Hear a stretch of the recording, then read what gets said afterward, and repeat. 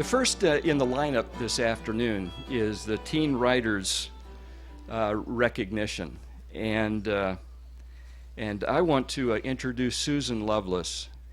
If Susan would come forward and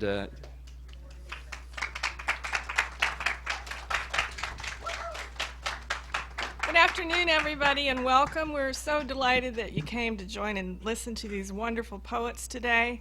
We have some wonderful teen writing going on all year long in our teen writers workshops, and we're waiting on our teen writers as we speak to come. So what we thought we would do is to share, because this is Laura Riding Jackson's home, and it's a tradition for us to share a couple of her poems every year. So I'm going to read kind of a lighthearted. If you've ever read Laura's poetry, it's pretty dense and difficult, but this is kind of a lighthearted one that we found, and I just want to share this one with you. It's titled, "For One Who Will Dust a Shadow."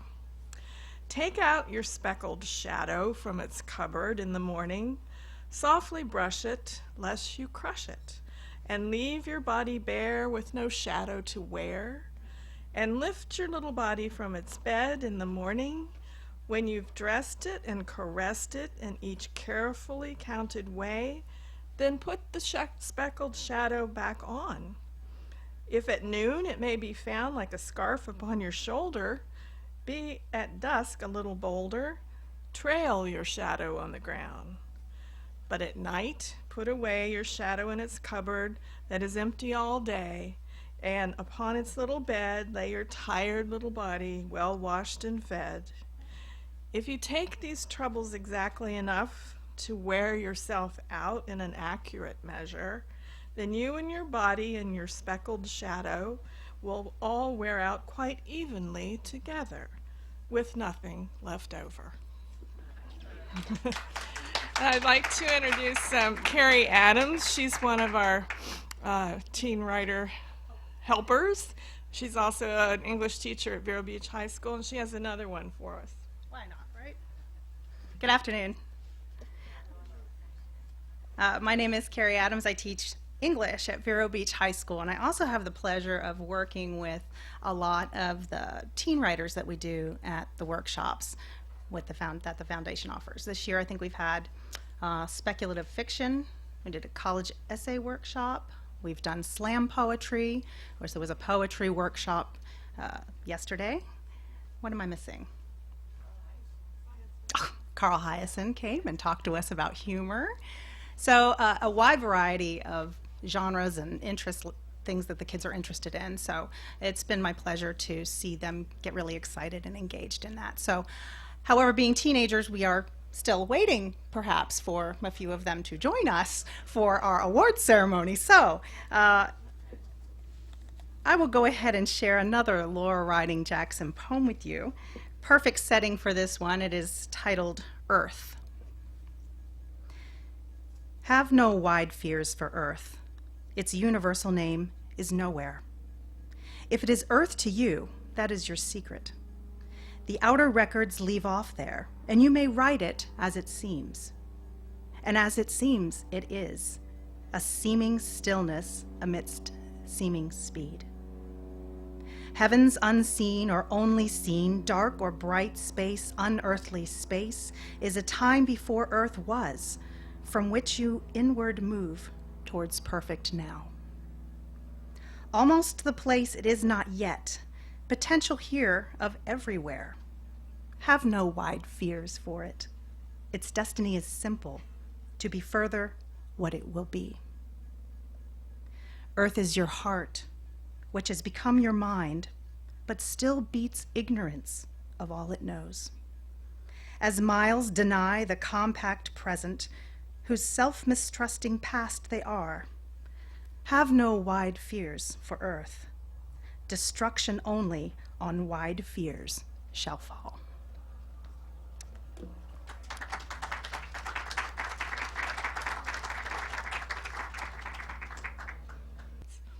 I'd like to continue with a recognition for a special young man who came out here in September and took a look at the trail. I don't know if you've ever walked the trail, but you need to out here. And his first reaction was, I don't think my grandparents could walk this trail. There were a lot of roots that were sticking up in the ground. It was kind of bumpy road. The ELC has been doing a push to make everything on this ground more handicap friendly.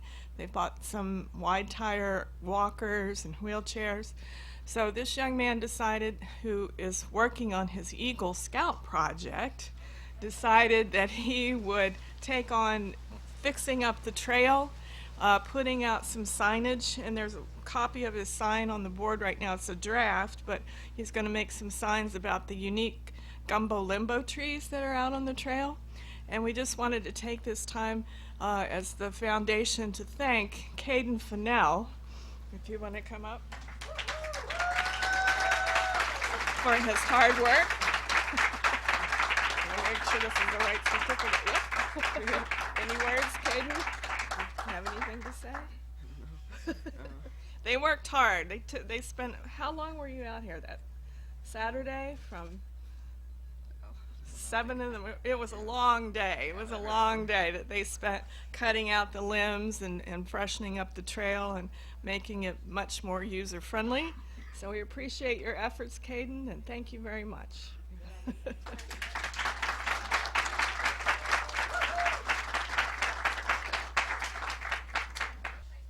Our Teen Writer Fellowships go to students who have attended at least 3 teen writing workshops throughout their course of high school.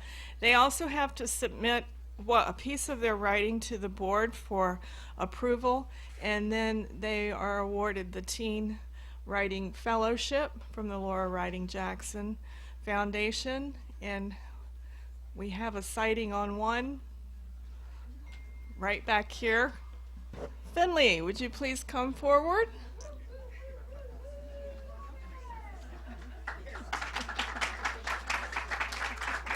Congratulations. Do you have anything? Did you bring something to read today? No. Okay, that's fine. But congratulations. Thank you.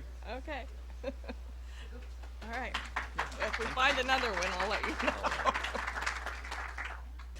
Our other teen writers are Hannah Horowitz, Anthony Fasula, and Patrina Mazio. So hopefully they'll get here and they'll bring some poetry with them. Thank you. In just a moment, not yet, sir, not yet. You know, it was in 1985 that President Ronald Reagan signed a bill establishing an official poet laureate for the United States. And as the Library of Congress explains, the poet laureate is to serve as the nation's official lightning rod for the poetic impulse of all Americans, and is charged with the task of seeking to raise a greater national appreciation for reading and writing of poetry. It is my privilege to introduce the Poet Laureate of Indian River County. Now, sir, you can come forward. Let me welcome Sean Sexton.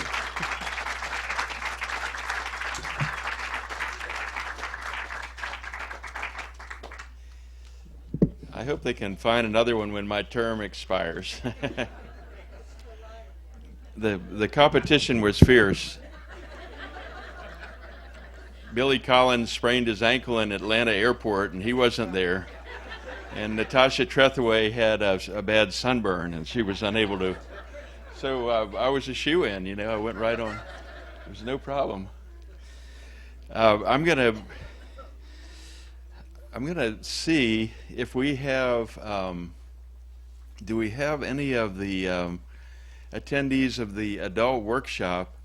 I invited them yesterday. We had a very successful adult workshop with Steve Bradbury, poetry writing workshop, and I invited throughout the invite for any who wanted to come and read in this hour, in addition to the teen writers. And so, is there anybody who would like to raise their There we go. Patience, will you come and read a poem? Perfect. Oh, you're not? Well, that's okay. That's okay. Nobody's good at it. You can tell I can do it, right? Can you hear me? Okay. Let me see. We'll make sure we get this adjusted. So just one, or Well, the promise? you want me to tell you when to stop? Yeah. Okay. All right. Okay. Did you tell me the one that you presented? Did you work on it since we saw you? I did your edits. I'm reading this Okay. first poem with Sean's and Steve's edits. Actually, the whole group of the poetry workshop yesterday. Osprey, poised and majestic on weather-hewn limb, the osprey surveys the river below. Eyes stern with intent of impending prey.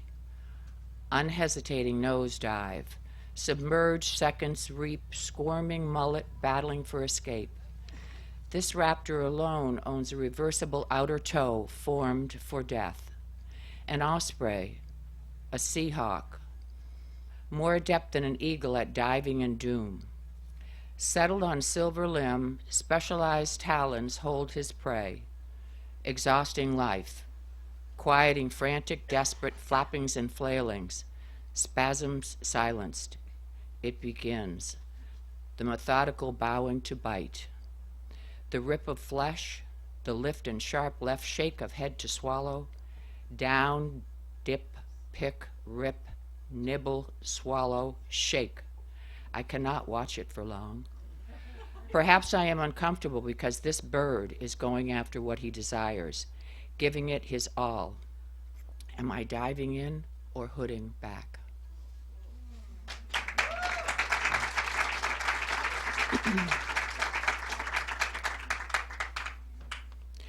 The promise.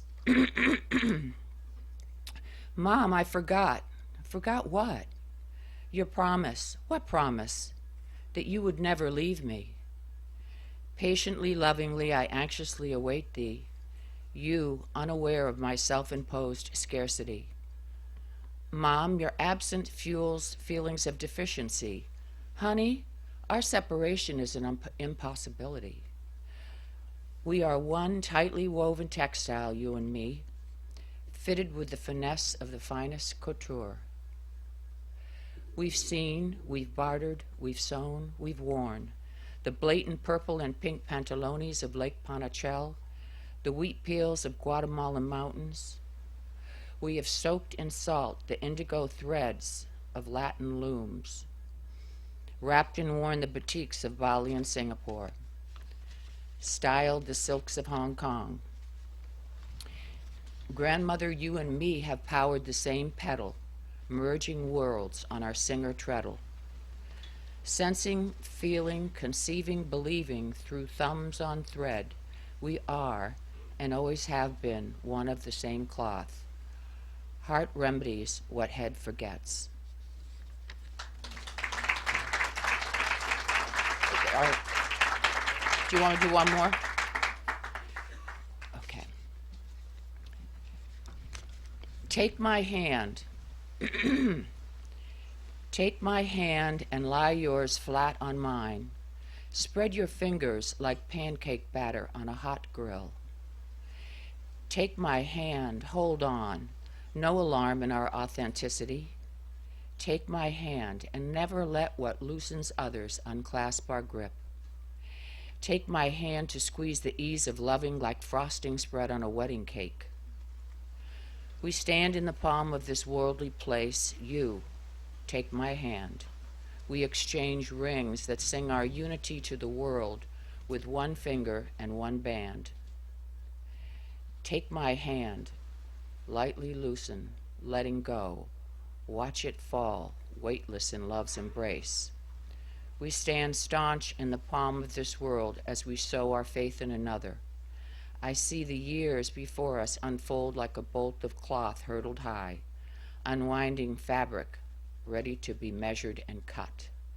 Custom shaped for us, our design. Fitting fingers fully present and finally entwined. Thank you.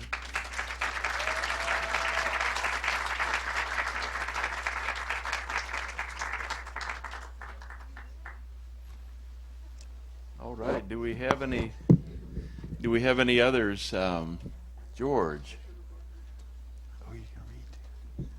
Wow, boy, I'm so glad I threw that out. We've got some. Yeah. Thanks, Sean. Thank you.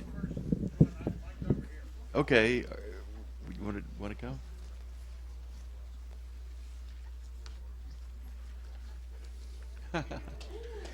It's so wonderful that you're going to read. Hi, I'm Carol Nichols. Let's see. Yeah. Another adjustment. Okay.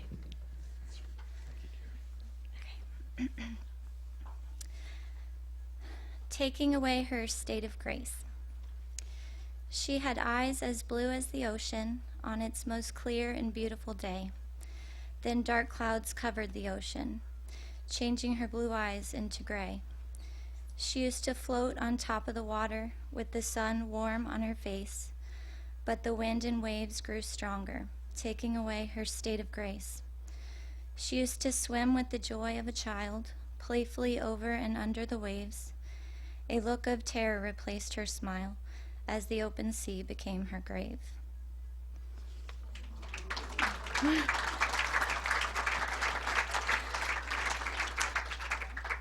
have one more. Forever Free. On a salty night with an evanescent mist floats a girl with steel blue eyes that say more than her lips. Jaded by the surface, destined for the deep, she's married to the ocean to be forever free.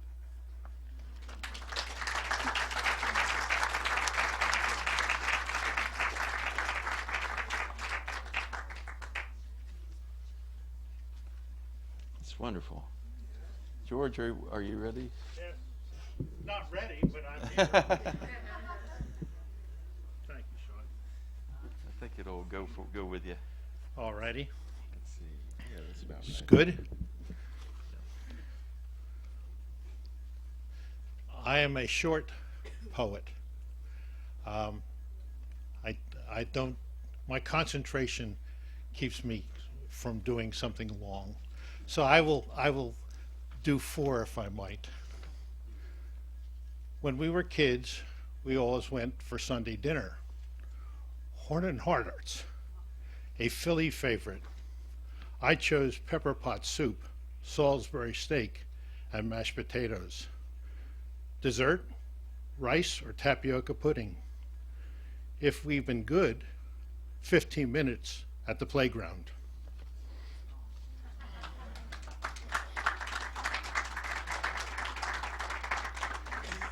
And I, being the older, was always good. My brother, it was a question. But I had to live with his activity.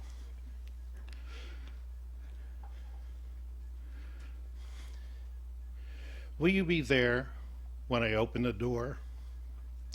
Waiting quietly, as always, with a glass of cold tea for me. Why does my heart make my head do this?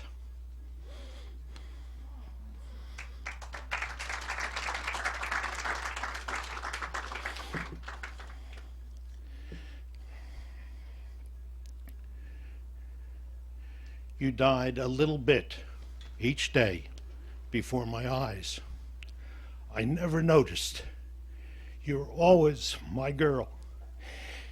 Each day, lovable, squeezable, kissable, with the warm skin I love to hold.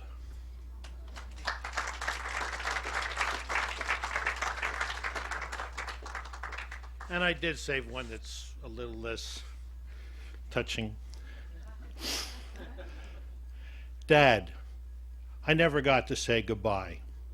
Father's Day, a day of happy sadness. I love to tell your stories.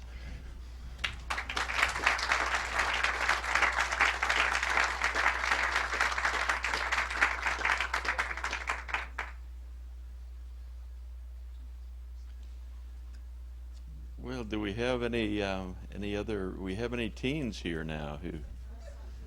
There's teens. You know, it's universal, isn't it? Oops. Oh, okay. Here we go. Dadgummit. Tell me your name. I'm Katrina.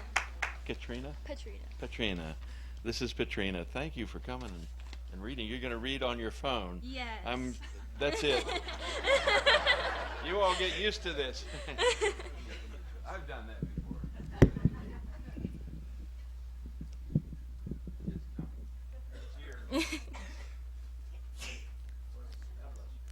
This is actually the piece that I got accepted into the fellowship for. It was just like something small I wrote.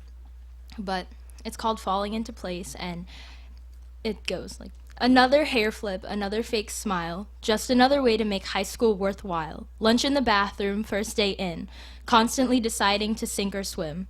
Tears learned to escape, no hiding now, being forced to face the crowd. That skirt isn't new, those shorts are too big. All these words like to stick. Dirty looks wash ashore, confidence disappears, silently highlighting every fear. The bell finally rings, the voices and words are gone, nobody likes to be a pawn.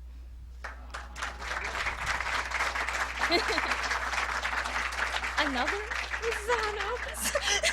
Okay, I guess I'm gonna read another one by Miss Adams. This one's more of like a rant than a poem, but yeah. This is for the people who touched my hair. Yes, I am mixed. Yes, it is fluffy, and yes, it is real.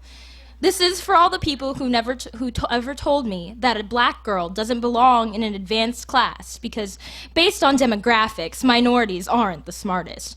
And yes, I grew up in a white household, but that doesn't stop me from being mixed. Yes, I know that I'm partially Italian and Hispanic, but that doesn't mean I know how to speak either language. No, I have never had weave, and no, I don't plan on it anytime soon. Yes, I am a girl in the world that is culturally appropriated and appropriate for no one under the age of 18. 18 is the year that I'm supposed to become a woman and live on my own, but my own requires fighting for my rights. Rights which should have already been given to me years prior to my time, but time is now ticking, and I'm still waiting for something to be equal. You see, I didn't grow up in a rich household, and white people are always rich or nice or like black people. My grandmother sure didn't. I used to sit as she spit the racist slurs in my face, trying to erase any evidence that my mother existed. Except only she did, but she wasn't there. And she wasn't there because she was scared that she wouldn't be good enough in the eyes of my grandmother and my godmother and the people in my family who never knew how it felt to have to give up what you love so it can grow without you.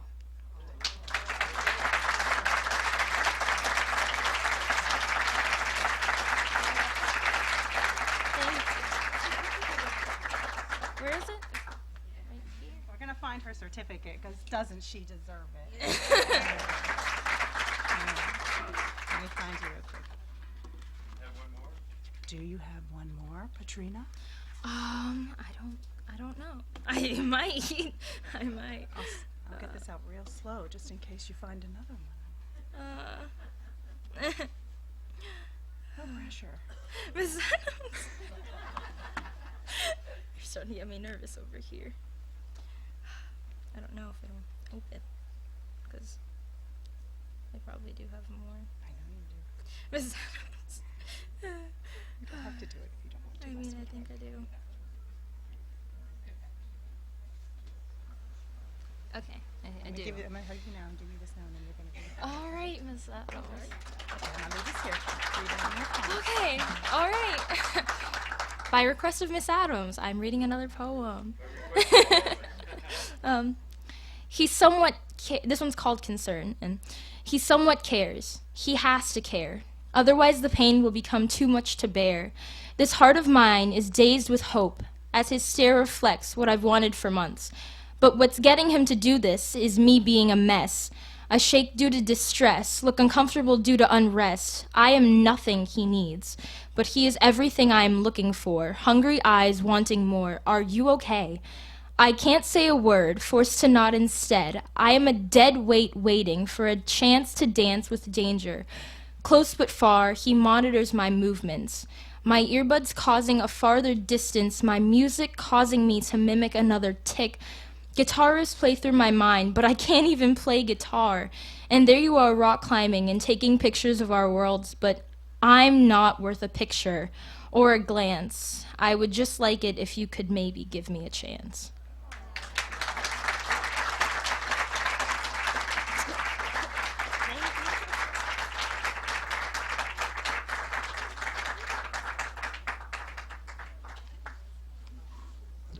And so, just to be sure, one more time, do we have any?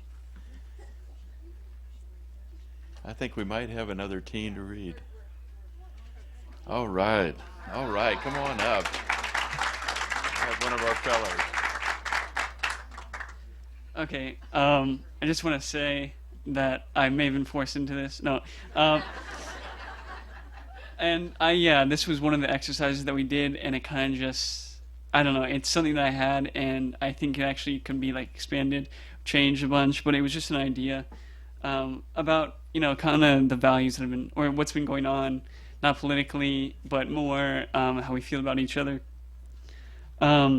Silicon and transistors, fans are whirring, bytes zipping at super speed, algorithm solved and abandoned, and nor, Zor.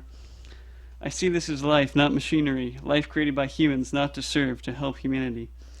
Soar into outer space or the Mariana Trench. Slow. Never works. Insults. We see these machines as below us, and we cast out the old, the slow, and the weak away. Are we cursing the computers? Or are we cursing each other in humanity? Electricity flows through us, in our brains. Algorithms. I said it was a work in progress. We curse computers when we cause disk drives to smash into 1,000 pieces, implore them to just work, but they can't because of our handling, of our mistreatment. We forget that everyone is powerful. We forget that we must believe in each other. We forget that we forget what we do to each other.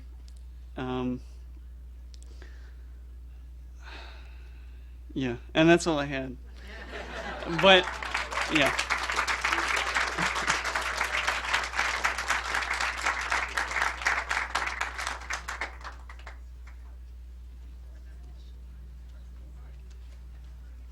Every time I ask, I seem to come up with another poet. Do we have any more? So far, this is... let's see. I'm not seeing anybody... I wouldn't mind reading something, Sean. I've never spoken in public before in my life, but I'm a pretty good writer. Do you have... It's in the workshop. Do you have one? Do you have one to do? Okay, yeah, come do one. Oh, wait a minute. I'm sorry. Hang on one sec, Cricket. Well, Kira, come on. You do yours, Sorry, and then... no time. Come on.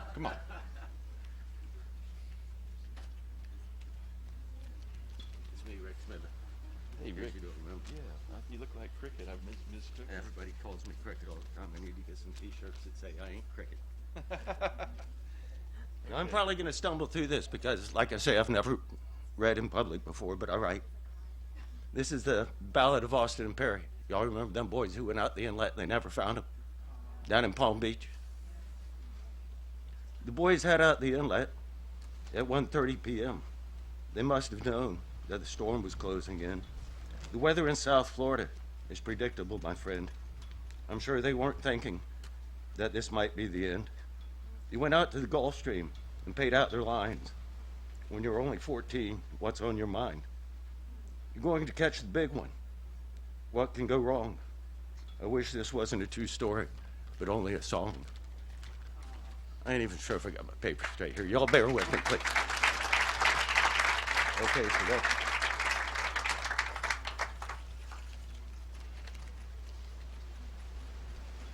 Austin grabbed the rod when Perry yelled, "Fish on," as the reel started singing that fisherman's song. Okay, sorry, bye. As the reel started singing that fisherman's song, y'all know what that is. Zzz, zzz. It's a beautiful sound. The storm was gathering out in the west. They were fighting that fish, giving it their best. Did they catch that fish? Nobody knows. July in Florida, it really blows. Then it turned from a light chop into a raging sea. I can tell you, my friend, it's happened to me. The engine had stalled. The boy said, "Oh, man." And that's when the real trouble began. When the sea picks up, what can you do? It looks like God's wrath is all over you. Now they're side to the sea. They wish it would stop. Then comes a big one. It's white on the top. This is really happening. It ain't gonna stop. They took several big waves. They held on tight, but soon the day turned into the night. They thought about Mom, and they thought about Dad. Their younger brothers and the good times they had had. Then came the one at about 2 a.m. It flipped the boat over. Now they had to swim. When they came to the surface, Perry said, "Get the boat." Austin said, "My arm's broken," with a lump in his throat. They held on to each other as the boat slipped away. Now they're searching for them on the very next day. Did they cling to the cooler? Something that would float? Were they wearing life jackets, as you should on a boat? Was it all a big plan? That's what some people think. Are they in the Bahamas having a drink? Are they dancing with the black girls under the stars? Are they hanging out in Bimini at that one famous bar? Off of Daytona, they found their boat. It was upside down, but still afloat. The stream had carried it miles away. It doesn't care. This is the third day.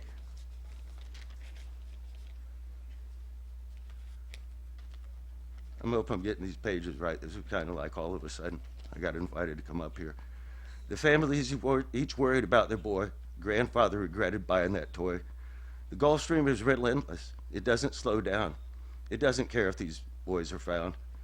It flows up the coast, up the East Coast to the Big Cape, then heads out to sea to make its escape.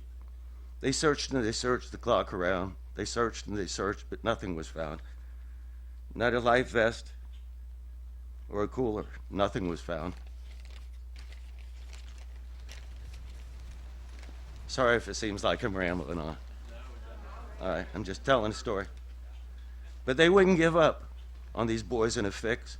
It doesn't look good. This is day 6. On the 7th day, the search came to an end.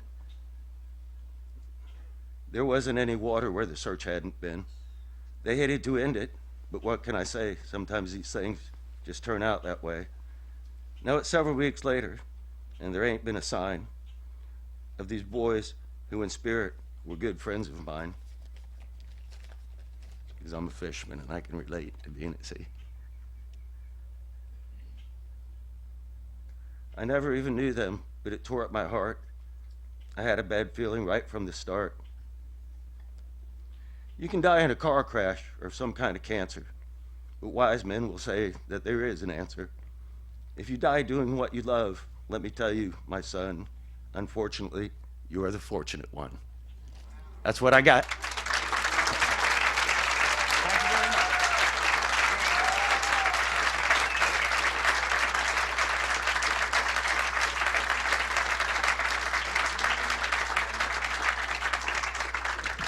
My God, did you think? Wow, fabulous. We've got another reader. Would you please come up and we'll take you. No. I don't know. You seem kind of like a teenager to me. We had a guy that was the auctioneer at the Okeechobee Livestock Market named Wendell Cooper, and I told someone that I attended his funeral, and he said, "You know, Wendell was the world's oldest teenager." But not for the same reasons that you are. Oh, I don't think so. Thank you. Hi, I'm Marcy. My first piece, I'm going to do 3 if you could put up with me. My first piece is called Sunset.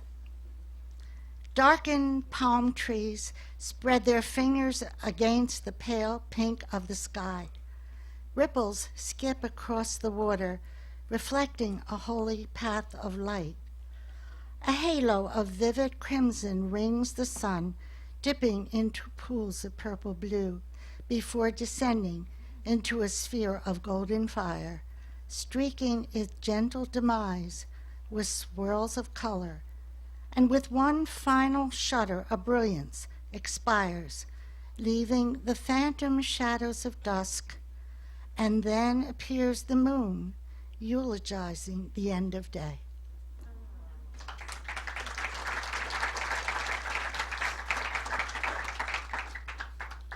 The next is a little story, and it's a true story. It's called The Fallen Bird.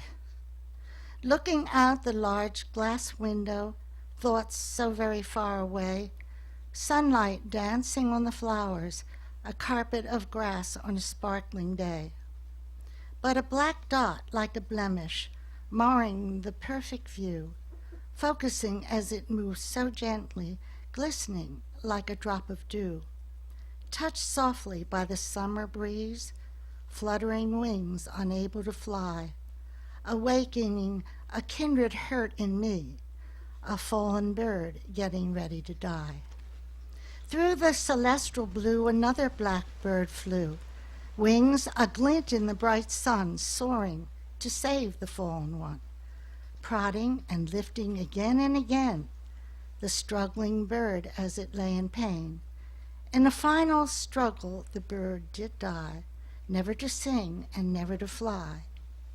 Then streaking then from every direction, flew many birds, section by section, forming a circle around the pair, silent and still as though in prayer.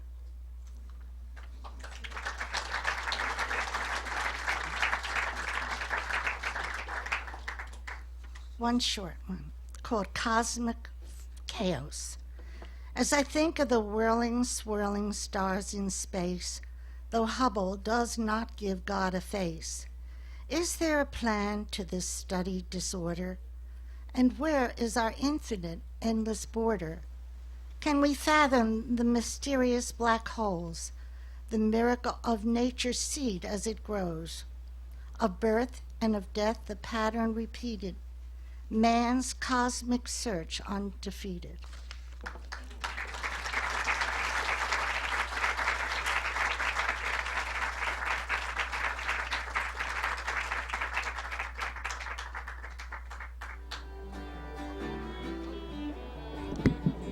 Well, do we have one more?